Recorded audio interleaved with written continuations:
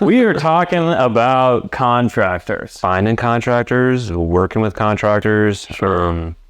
They start to become a huge part of your business after a while. And when you're newer into real estate investing, sometimes you don't realize how big of a part of the overall game plan contractors are. So yeah, we'll talk through a few different bullet points on how to work with contractors, how to find contractors, coming up with scope of works, things that we've been through, trials and tribulations. So I think even just the idea of going from, hey, this property looks like dog shit, to how do I get it to over here?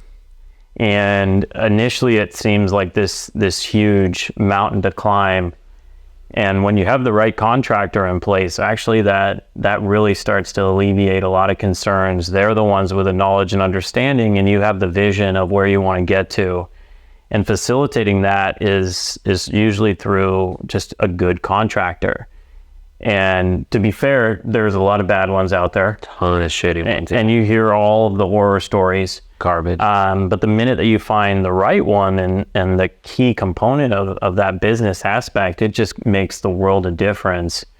And so communicating that to wherever you are in your investor journey, from, let's say, your first property all the way through to hundreds of properties, that contractor piece is an absolute critical piece. So yeah, for sure. Like I mentioned, they become a really big part of the business that you don't think about up front. Then all of a sudden it's like a year later, you guys are still working together. 2 years later, you guys are still together. Then you really realize it's like, oh shit, this guy, he's a big part of the team and a big part of what we going on. He's a big part of why we can buy, or we can buy certain assets and do these certain deals, is because we have this person in place to be able to help us facilitate all that. Yeah, absolutely. It takes the huge piece of the puzzle. You look at different pieces of the puzzle, finding the deal, analyzing the deal, underwriting, all of that piece. That's, the front end. But then second piece is executing on your overall strategy, that who is going to help you, unless you're super handy, which I would say most people don't want to necessarily take on that level of involvement from a contractor. Finding that right piece of the puzzle is just the world of difference. Yeah. People that know the way you like to work and what your expectations are as well was a big point of that. Absolutely, yeah. And it's great to be able to do stuff on your own and be able to be handy, but to scale up and with your rental portfolio flips, whatever you're doing, you have to have that contractor in place. You yourself can only do so much, so that contractor piece is super critical. Yeah, they got their team. They're going to come in and facilitate it quickly, efficiently, effectively. Yeah. So yeah, I guess, for starters, what are some of the key components of this? Maybe we look at top 10 really aspects of finding and working with a good contractor. Really finding a contractor is finding out, getting referrals first and foremost from colleagues, other investors that Facebook is a great resource, Instagram is a great resource.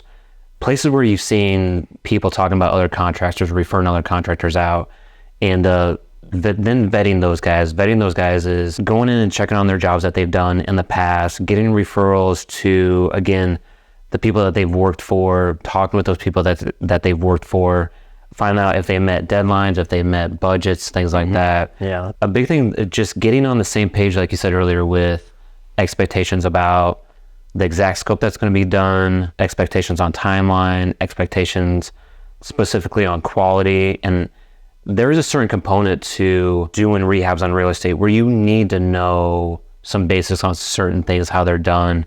Because it's really easy to find a contractor that is maybe cheaper than some other ones, but they could be cheaper for many reasons, one of which they can go through stuff way quicker at not as quality as what some other ones may do, may not spend the money on the materials, the quality type materials that you need. Mm-hmm. So it can be attractive to find, hey, let me get 4 or 5 bids from contractors and just go with the cheapest one.